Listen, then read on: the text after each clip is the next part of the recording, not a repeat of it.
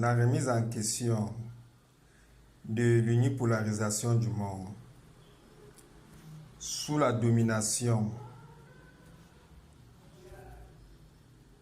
du néolibéralisme d'Europe occidentale.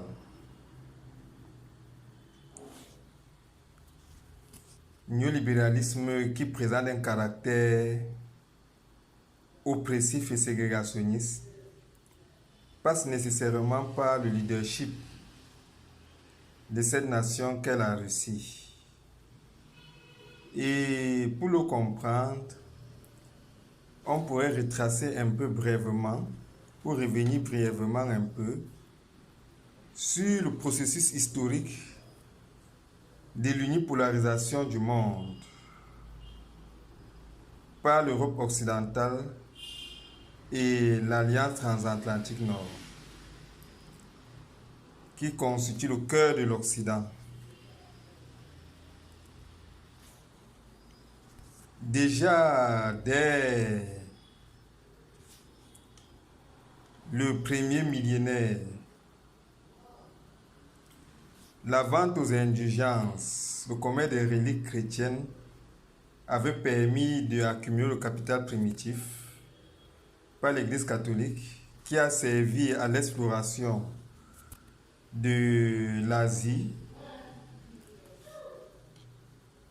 et exploration qui a mis à la page des avancées technologiques l'Europe occidentale et lui a permis de se projeter au-delà des mers. La fructification de ce capital primitif-là a permis à l'Europe occidentale d'asseoir sa domination sur le reste du monde sous une période de 5 siècles,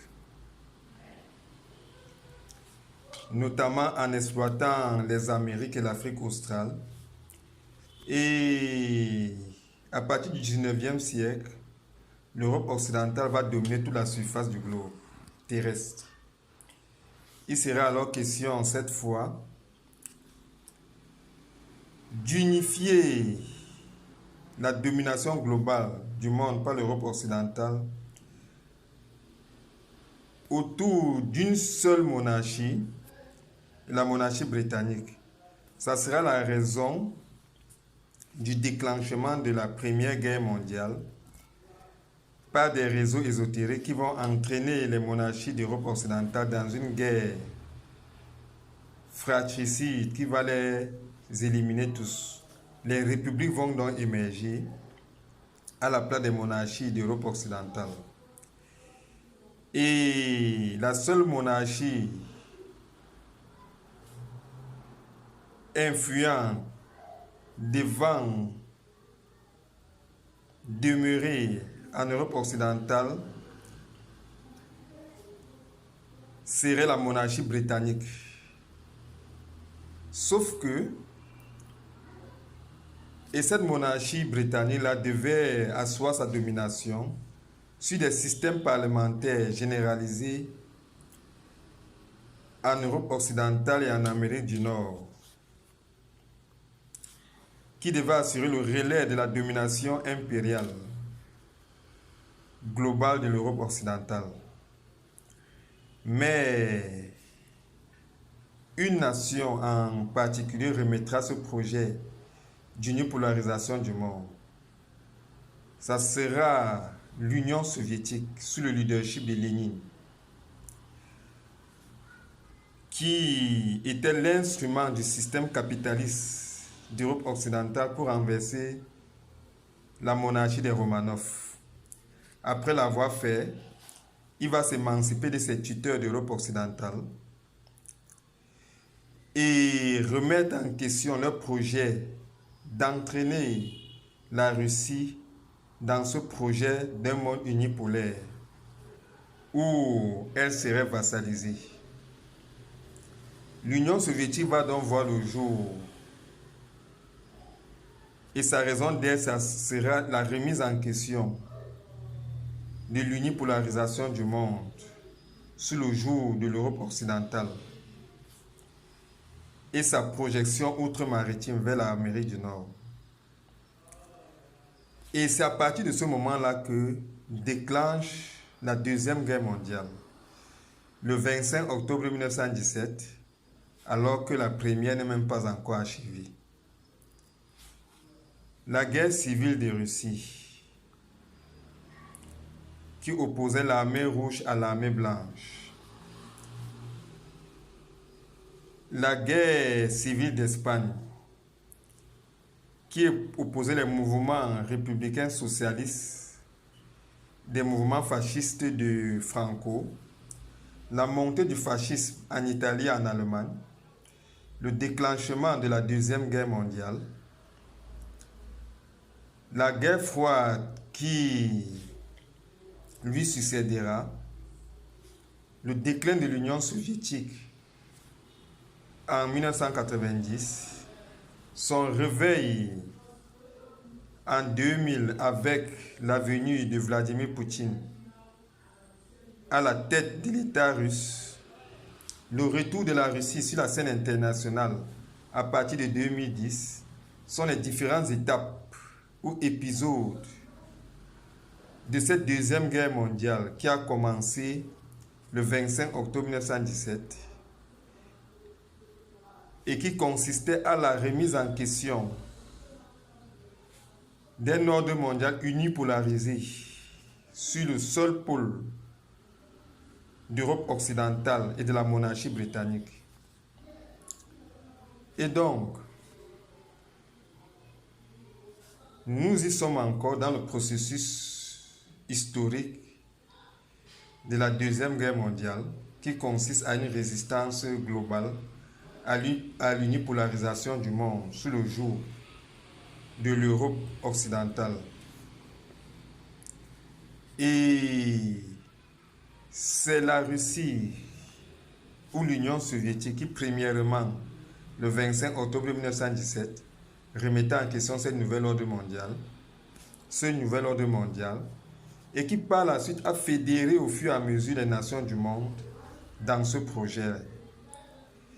Ce qui fait de la Russie le leader naturel de la résistance globale à l'impérialisme occidental. Et toutes les nations qui ont essayé de s'affranchir du joug de la domination d'Europe occidentale au cours du XXe siècle les ont fait avec le soutien russe ou soviétique. On peut compter la Chine de Mao Tse-tung, Cuba de Fidel Castro, l'Angola d'Agostinho Neto, le Vietnam d'Ho Chi Minh. Toutes ces nations-là qui ont mené une résistance frontale et qui ont triomphé du système néolibéral unipolarisé d'Europe occidentale, l'ont fait avec le soutien russe. Alors, pour mener à bien le leadership de sa croisade contre l'unipolarisation du monde par l'Europe occidentale et sa projection transatlantique nord, il faudrait préalablement une définition géographique de la nation russe. L'erreur fatale de la Russie est de penser qu'elle est un État européen. L'Europe se confond à l'Europe occidentale, d'origine gréco-romaine, qui elle-même d'origine mycénienne, inspirée de la civilisation minoenne fondée par la princesse égyptienne nommée Europa. Le nom Europe est donc lié à l'Europe occidentale et à la civilisation gréco-romaine. Il ne concerne en rien les Russes, qui sont considérés comme les peuples barbares d'Asie. De ce fait donc, la Russie sera toujours discriminée en Europe occidentale, qui est même la substance de l'Europe en soi, et ne concerne en rien les peuples dits d'Europe de l'Est, qui eux appartiennent à l'Asie. La Russie, si elle est du type caucasien, en général, ne fait pas d'elle un pays européen, mais la mène dans la diversité raciale autochtone asiatique. En effet, il y a les Noirs autochtones d'Asie qu'on trouve dans les îles du Pacifique et dans les pays comme la Papouasie-Nouvelle-Guinée ou l'Australie par exemple, pour ce qui est des aborigènes. Il y a des populations du type mongol ou chinois d'Asie avec des yeux étirés. On les trouve en Chine, en Corée du Nord, bref, en extrême Orient Sud ou en Asie du Sud-Est. Il y a des populations métissées d'Asie qu'on trouve en Inde, au Pakistan, jusqu'au Proche-Orient. De même, les populations du type caucasien, russe et d'Europe de l'Est font partie de la diversité raciale asiatique et sont des blancs d'Asie, autochtones d'Asie, et n'intègrent en rien l'ethnie européenne, ethnocentrique et ségrégationniste, qu'est l'Europe occidentale. Culturellement, la Russie est l'Asie en miniature. La Russie est de religions juives, chrétiennes et musulmanes. Toutes ces religions-là sont d'origine proche orientale. La Russie est aussi de religion mongole, extrême orientale. Le christianisme gréco-romain ou d'Europe occidentale, incarné principalement à l'Église catholique romaine, n'est qu'un déguisement du paganisme gréco-romain sous le voile d'un pseudo-christianisme. Les valeurs, les scandales sexuels qu'on retrouve dans ces religions-là sont une subtile revendication de l'identité romaine. La nomination des jours de la semaine et des mois obéissent aux divinités gréco-romaines défendues par l'Église catholique romaine justement. Donc, le christianisme russe d'origine proche orientale se distingue du paganisme gréco-romain sous le déguisement d'un pseudo-christianisme incarné en l'Église catholique romaine. Géographiquement, la Russie est en Asie. La Russie est à elle ce qu'on pourrait appeler l'Asie du Nord. L'élément géographique est assez illustratif par rapport au positionnement de la Russie en Asie. Et la diplomatie russe est plus à l'aise et plus respectée